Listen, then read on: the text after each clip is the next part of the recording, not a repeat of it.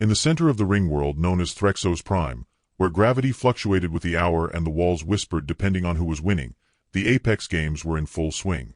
Today, the sky above the arena shimmered yellow-orange, an atmosphere tuned to the combat preferences of acid-blooded species. The scent profile was citrus and ozone with a subtle undertone of fear sweat. The crowd, spanning over 143 sentient species, 11 semi-sapient molds, and one sentient economics algorithm, cheered in 12 tones and 3 pheromone clouds. An elegant form of chaos. High above the arena floor, banners billowed with the names of the most feared killers in the galaxy. The Varnock Blade Walkers, the Shar Boneborn, the Zaxi Queens of the Eight Talon Forge. Each name dripped with notoriety, reputation, death statistics. And then, at the very bottom of the leaderboard, Terran, Human, Subfaction, United States, Earth Sector. A few aliens near the betting kiosks squinted at the nameplate, confused. Is it an actual apex predator? One hissed. No, chirped another. They're the ones who build soft shelters and cry when pets die. In the VVIP levitating observation chamber, High Apex Chancellor Mulver tapped his tendrils together impatiently. Why are the humans even here? He rasped. Last time they competed, one tripped over its own boot and apologized to its opponent before fainting. It was diplomatic appeasement, explained Minister J.T.H. Ah, whose body resembled a polished pile of tax regulations. There was a vote. Earth lobbied hard.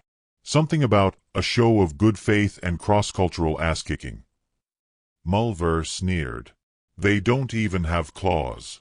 The announcer, holographically projected and tastefully translucent, boomed into existence above the arena. Its voice was a complex blend of thunder, oil slicks, and amusement. Esteemed predators and those aspiring to be. Welcome to round 49 of the Apex Games. And now, a match for the diplomatic archives, a cultural exhibition of lethal contrast. Behold, Predator versus Apex. The crowd screamed, vibrated, or released controlled clouds of spores.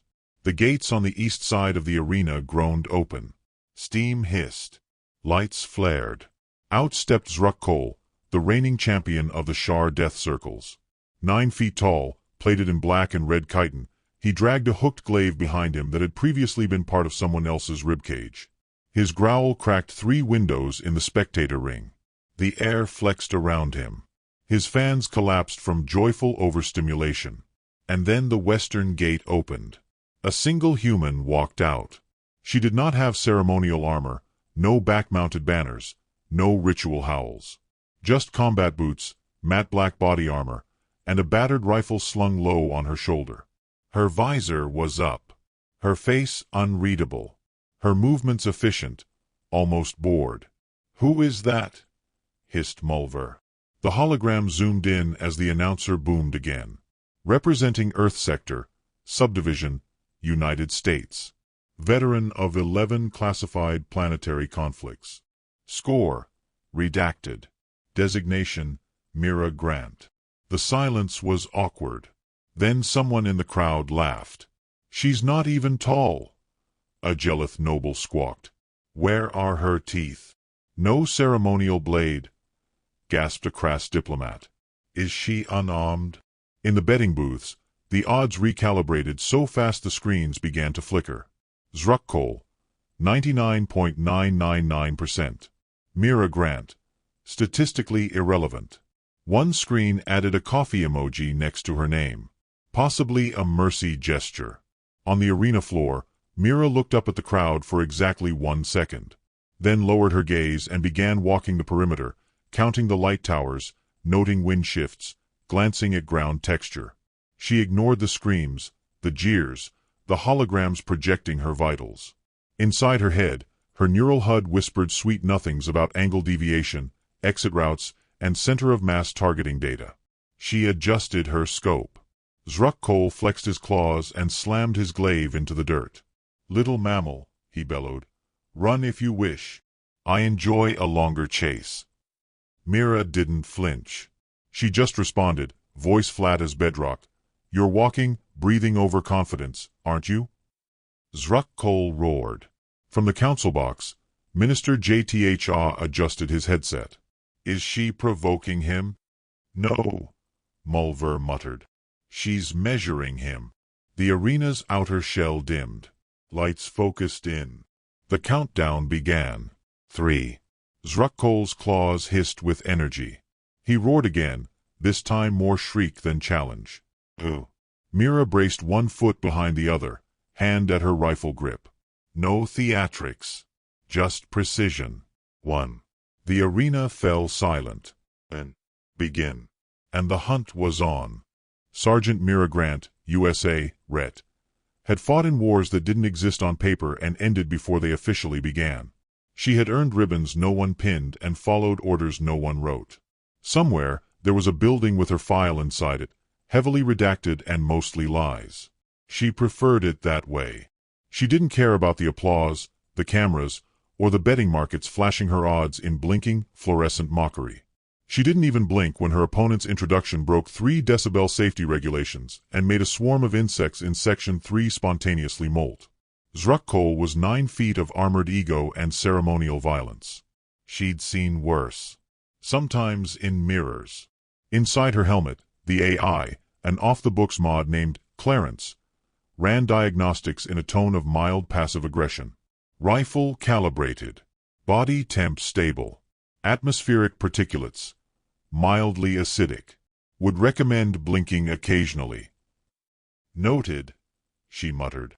The HUD mapped Zrukkol's pacing like it was building a puzzle from above. 12 limbs. 2 overclocked weapon arms. Obvious brute force pattern. Favorite side, right. Weak left joint. Weak ego. Across the arena, he flexed in what she assumed was a threatening display. It looked like a wrestling match between a lawnmower and a fireworks warehouse. She'd fought men like him before. Not in form, but in shape. The shape of certainty. The shape of someone who'd never bled first. Mira squinted against the overhead flare lights, adjusted her grip on the M19P, a plasma-enhanced variation of the U.S. military's last good idea, and felt the weight of it settle into her shoulder like an old friend. The rifle had no AI, no tracking rounds, no quantum assist. Just steel, pulse feed, and what she carried in her head. The problem was never the beast. The problem was always the crowd. The interstellar public didn't understand subtlety. They liked splashy death. Drama. Teeth. Flashy decapitations and high-resolution vaporization. What they didn't like were humans. Or worse, calm humans. And Mira Grant was calm. Always. She didn't believe in threats, warnings, or second chances. She believed in sightlines and split seconds. She believed in physics. And pressure. And that the most dangerous people in any fight were the ones who didn't need to prove they were. Above her, one of the commentators, a bulbous, brightly feathered avian named Trillik, laughed through a glitter filter. Observe the Terran female. Note her unarmored face. Her limited appendages. She wears no bone crests, no kill tokens. Surely, this is their attempt at humor. She's breathing slowly, added a second voice. Is that part of her mating display? In the upper box, High Apex Chancellor Mulver leaned forward. Is she doing nothing? Minister J cleared his throat. According to human doctrine, this may be centering. Mira checked her stance, slid one foot into place behind a micro-crack in the terrain, and toggled a backup round into her chamber. Clarence chimed again. Telemetry locked. Target pulse elevated. Recommend action in next 8.2 seconds. No, she whispered. Let him think first. She'd learned in Kandahar that predators were always faster when they thought they were winning. Learned in Lagos that the deadliest moment wasn't when they struck, it was when they thought they were about to. She once led a target monologue for a full 47 seconds just to figure out his reload rhythm. Letting Zrukkol roar, flex, and perform wasn't submission. It was prelude. He finally lunged, snarling, glaive spinning, intent written in every armored motion. Mira sidestepped. 1 inch. Not even enough to count. The glaive missed her helmet by a whisper. Zrukkol overextended. She pivoted, placed the butt of her rifle to his exposed flank, and marked a microfracture along his midrib. Didn't fire. Just tagged it mentally. One weakness logged. The crowd booed. From the booth, Trillik shrieked. She missed. She doesn't even. Clarence chimed in. Audience bloodlust index rising. Recommended action. More fire, fewer calculations. Later, she muttered. Zruck turned, confused. He wasn't used to missing. He wasn't used to being measured. Coward, he roared. You dance like prey. Mira didn't answer. She crouched again. Not to hide. Not to run. To wait. She thought about the sandstorms on Mars, the way the red blurred out your sightline, and the only thing that mattered was the shape of the wind. Zruck advanced, slower now, scanning. Good. That meant he was thinking. And thinking made them all predictable. She tapped her rifle once. Breathed in. Behind her faceplate, her eyes locked onto the ridge of his hip armor. Round one's almost over, she thought. Time to make them flinch. Then she stood up, raised her weapon, not to fire but to point, and said, cool and quiet, tag. Zruck froze for a split second. The crowd didn't understand it yet. But Mira did. The fight had already begun. The arena dimmed just enough for the banners to glow. In the haze above, holographic sponsors flashed across the sky dome. Clawmax Energy, Fuel the Frenzy, Apex Grind, Bone Milled Breakfast, and in smaller, embarrassed font, EarthGov Presence, Mira Grant, Professional. Somewhere, someone on Earth had really thought this would go better with a logo. Zruck towered in the center now, adjusting his battle stance with deliberate ceremony. Each limb flexed to its maximum reach. Glaive twirling, teeth bared. His armor rattled with sacred rage, painted in symbols of his ancestral hive brood, some of which still had active warrants. A priest of the fuming slime order skated in to bless the battlefield, trailing violet vapor and lobbing small, glowing eggs at random corners of the sand.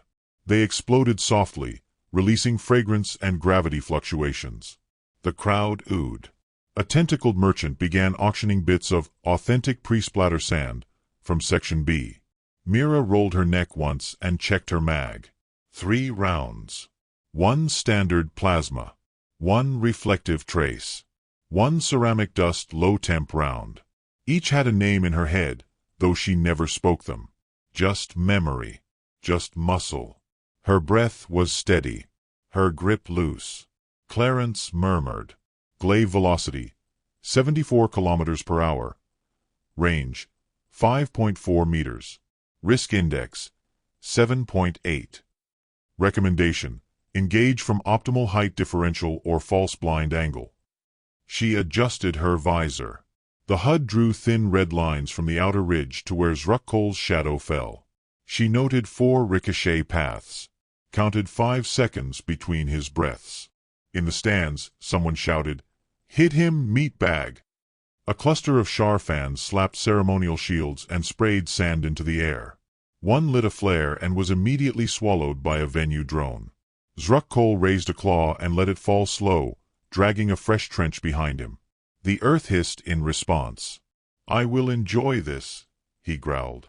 Mira checked the floor beneath her boot, textured unevenly, probably to trip quadrupeds. She smiled. "You won't remember it." Then came the bell. Or rather, the biosynthesized scream of the Apex Games official match starter, a noise genetically tailored to startle predatory species into combat adrenaline. Mira barely blinked. Zruck moved like a landslide dressed in knives.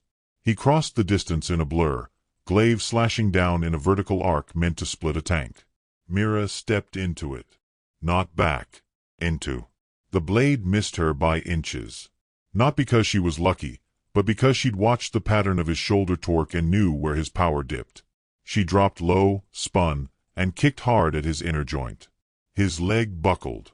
The crowd gasped, though many assumed it was accidental. He came around again, screeching.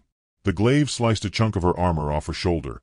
Pain flared, white-hot, but Mira didn't break rhythm. She rolled. Came up kneeling. Aimed. fired the plasma round into the arena wall just behind him. It detonated. Not from the shot itself, but from the hidden coil she'd marked during her pre-walk. Structural fault line. Just a hairline. The shockwave slammed Zruck forward. He hit the sand on all 6 limbs. Briefly stunned. Mira was already moving. Second round loaded. The reflective trace. She aimed at a piece of crass-forged debris lodged in a half-collapsed spire. The shot bounced once, then twice, flaring in blue arcs, before slicing just under Zruck's third shoulder blade. He screamed. Blood hissed against the sand like acid-kissing stone. Clarence chimed. Vital damage. Moderate. Rage index. 92%. Prediction. Berserker protocol imminent. Good. Zruck stood, shaking with fury. His chest plate cracked. His breath came in steaming gulps. When he roared again, the sound distorted several cameras. He charged. Fast now. Sloppy. Mira let him come. Then she ducked under the swing, pressed her boot into his exposed abdomen, and vaulted over his shoulder in a single graceful arc. The crowd gasped again, unsure if what they'd seen was intentional. She landed hard, skidded, dropped to a knee. Last round loaded. The ceramic dust. Not powerful, but perfect for arterial flutter. She waited. Zruck turned, howling. He lunged again, head first. She fired. The shot hit the thin slit between the plates under his chin. He stopped moving. All of him. His glaive clattered to the ground. He blinked once, confused. Then he dropped, forward and limp, like a felled tree. Silence cracked across the arena. Mira stood. Blood dripping from her shoulder. Rifle low. She stared down at the fallen champion.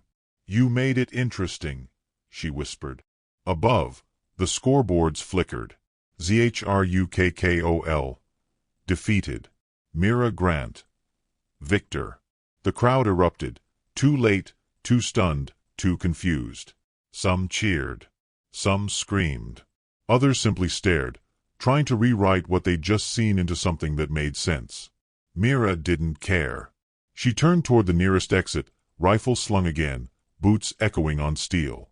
Clarence's voice pinged softly. Prediction. 97% chance of diplomatic panic. "Not my department," she said, and walked out. The headlines came before Mira made it off-planet. Human female downs apex champion. Twice. Earth's Mira Grant redefines predator. Galactic stocks plunge. Shar embassies closed for mourning. By the time she reached orbit, at least 6 death cults had declared her a sacred contradiction, 2 monarchies had quietly offered her land, and the Varnock delegation issued an official complaint about the psychological unsportingness of her silence. Mira leaned back in her cabin aboard the EarthGov diplomatic shuttle, legs crossed at the ankle, arms folded. Her armor was half-stripped, her shoulder wound freshly patched, and a ration bar sat untouched beside her. The ambassador entered carefully, like she might detonate if startled. "Well," he said, "that was clarifying." She didn't look at him. "Did they revoke Earth's seat yet?" He chuckled nervously. "On the contrary. You might have bought us 5. Mira exhaled, slow and steady. "They're calling it an apex correction," he added. "You may have altered the predator index across 4 sectors. There's already a new clause in the Apex Games bylaws. Something about neurodisciplined tacticians of deceptive build." "That's you, by the way." "Snappy," she murmured. He paused, watching her. "You okay?" She didn't answer right away. In her head, Clarence offered a quiet status update. Wound healing, 62%. Stress baseline, elevated. Internal silence, stable. She finally looked at the ambassador. "They made a mistake." Zruck. "No," she said. "Everyone." On the holonet, footage of the final moments played on loop. Commentators dissected the ricochet, the maneuver, the choice of ammo. But none of them really saw it. Not the way Mira had. They missed the fact that the Real kill happened 10 seconds earlier, when Zrukkol stopped attacking and started reacting. That was when he lost. The rest was just gravity. Aboard the Ringworld, emergency councils convened. Treaties were paused. Trade embargoes shifted. Every species that had labeled humans emotive omnivores suddenly found themselves scrubbing files and adjusting threat ratings. The Crass instituted a new cautionary tale for their youth. Do not prod the silent one with the slow breath. Back on Earth, the media had already crowned Mira a hero, a legend, a meme. Her expressionless stare now captioned everything from coffee mugs to military recruitment posters. One shot. No yelling. She hated it.